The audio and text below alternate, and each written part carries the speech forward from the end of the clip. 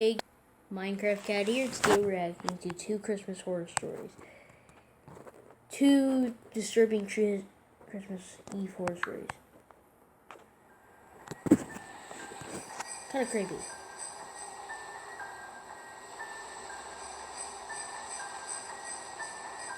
Thank you to Sheldon J and YouTuber XYZ.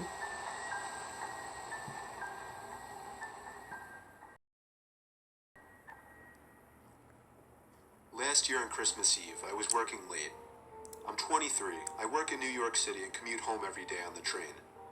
Since I'm one of the younger ones in the office, I got stuck with one of the worst shifts, so I wasn't able to get home until 5 o'clock. My family had already left a whole hour earlier to go to my cousin's house, so I had to drive alone. After having a quick snack before the half-hour drive, I got back in my car and put my cousin's address into my phone. Halfway through the drive, it started snowing. I got to my cousin's house around 6 o'clock. It was snowing heavily by this point, and I just made it in time to catch everyone starting dinner. I brought all of my gifts inside and cheerfully said hey to everyone. I stayed until around 11 o'clock. The rest of my family left a little sooner. I stayed an extra half hour or so just to hang out before leaving myself. By the time I was leaving, the ground had accumulated at least 2 feet of snow, and it wasn't even done snowing. The drive home was nightmarish. The roads were hardly even plowed, and I had to drive under 20 miles per hour on most roads. The roads were completely dead at this point though, most likely because everyone was smart enough to go home before the snow accumulated. Eventually I turned onto a main road that I'm sure would usually be bustling, but at 11:15 on Christmas Eve night, there wasn't a single car or a single light from a store. It was a ghost town. But then I did notice the flashing taillights of one car. It was parked on the side of the road, and the smoke seeping out from its exhaust with the taillights giving it a red tint. As I got closer, I realized there was somebody next to the car waving their hand in the air. I assumed something was wrong and they needed help. So, me being the good Samaritan I am, I pulled up behind the car. When I opened my door, the guy approached me immediately, barely even giving me time to step out. He was an average-sized man, probably 5'10", 180 pounds. He spoke in a very demanding voice, asking me if I know anything about fixing an engine. I told him I didn't know much about cars. The guy responded very quickly to everything I said. He told me it's fine. He went inside of his car for a second, popped open his trunk, came back out, and told me to just wait by the trunk for a second. I had no idea what he wanted me to do. I was really confused. He walked over to the front of his car, and I heard him open the hood. I couldn't see anything he was doing since the trunk was blocking my view, and the loud wind of the snowstorm overpowered any small noises he might have been making. I put my hand on the back of the car and leaned my body in anticipation, when suddenly I heard 3 or 4 quick and aggressive footsteps in the snow behind me before I was pushed into the trunk. The man tried to close the trunk on me, but I kicked my feet up in resistance and held it up. I was able to overpower him and kick the trunk open completely. As I took advantage of the few seconds This I is had so to get creepy. out I of the remember trunk, this. I took out my I keys. said I don't remember it that He good. tried to grab me now, and I dug my house key right into his neck. He fell to his knees, and his scream echoed down the deserted street. I was in my car and halfway down the road before he could even get up from his knees. A little further down, I called 911 and reported the guy. I came back in 10 minutes to find blue and red lights illuminating the windows of the deserted stores. The police held him until the ambulance arrived for him. I watched the whole thing, and nothing ever felt better in my life. I got home safely half an hour later and told my family everything. I was still very shaken that Christmas, and this remains possibly the most horrific thing I've ever experienced. Story 2.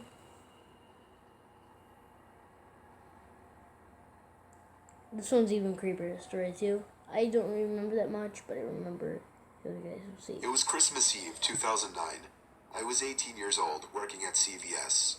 Unfortunately, I got stuck with a closing shift on Christmas Eve, meaning I'd be the only one there until midnight. Here it is. I was considering quitting over it, but my parents weren't for that. The CVS was 5 miles from my house on a rather quiet corner on a dead-end street. During the day, it would normally be busy. At least busy enough to stay in business, but past 8 o'clock it would be uncommon to see any customers. On Christmas Eve night, I didn't expect to see a single soul past 8 o'clock. My shift started at 4, and it was surprisingly busy for the first few hours. As I expected, past 8 o'clock it really started to die down. The pharmacy closed at 10 tonight for Christmas Eve. Unfortunately, that meant I'd be alone at the register up front for 2 hours. Plus, I had a crush on the girl who was working the pharmacy, and we were talking most of the time the store was empty, so I was upset she was leaving. A whole hour went by, and I only rang up one customer. Not yet. Come 11 o'clock, I was already getting excited for my shift to end. I'd been the only one in the entire building besides one customer for the past hour, and I was losing my mind. Suddenly, there was a very slight tap on the window. It didn't sound intentional, though. It sounded more so like somebody's zipper accidentally scraped against the glass. I turned to look out the window and saw a man out there. Heavy coat on, hood over his head, baggy jeans, and black boots. He was staring right at me. A few seconds after he realized that I noticed him, he walked over to the entrance and entered the store. He stared at me as he walked past and down one of the aisles before disappearing behind the shelves. Then, 5 minutes later, the tapping noise began.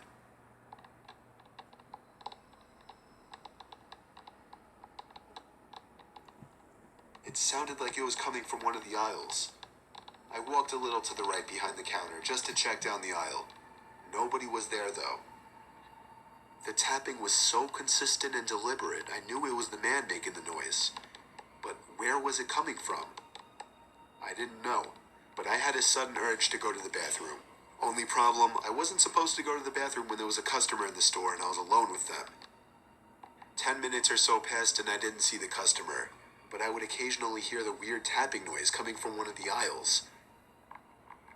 It got to the point that I couldn't take it anymore. I stepped out from behind the counter and called out, excuse me? I started walking around the aisles, looking for this man that walked in. He was nowhere to be seen, but every aisle I entered, I would hear noises coming from the next aisle over. I walked down the candy aisle and heard some of the sleigh bells jingling on the other side of the shelf, like someone was intentionally shaking them. I tried to peek through the tiny holes in the shelves to see if I could see him. I saw something completely unexpected and horrifying instead. I saw a pair of eyes staring back at me through the tiny holes in the shelf. The eyes moved away, and then the tall man entered the aisle I was in. He was making these weird noises like a child or someone who had just escaped a mental asylum. He started laughing and doing this weird tiptoe kind of hopping over to me. It sounds funny, but it was a straight up disturbing scene, and he was approaching so fast that I actually began to fear for my life. I started walking away from him, and he followed me everywhere in his weird hopping. I was back at the front of the store, ready to call my manager or the cops. Then I looked back at him and saw that he was frozen at the end of the first aisle, maybe 20 feet away from me. His goofy, eerily happy face turned to an aggressive, angry-looking stare of malice. That's creepy. I was officially done with this and walked out the front door. Really, it was kind of creepy. The man started charging at me. No more goofy hopping around. He was sprinting at me. I ran outside the store, too afraid to go to my car, because I feared he'd get me before I could lock the door. I ran around back and entered through the back door, which was still unlocked. I didn't know if he was still on my tail or not. I locked the door and hurried to the front of the store, where I locked the front door too. That was when I picked up the phone on the counter and called my manager, who was luckily still awake. I told him I had to leave immediately because somebody crazy was following me. Then I thought I heard something over my conversation. It was coming from inside the store. I put the phone down and realized it was the tapping again, coming from one of the aisles. Okay, I'm scared a little. I was out of that store and in my car within 20 seconds. I never came back. I called my manager when I got back home, and he called the cops. Surprisingly, nothing was stolen, or so I heard from a friend. My manager obviously wasn't too fond of me for leaving his store like that, so I never spoke to him again. I had as normal of a Christmas as possible, given what happened the day before.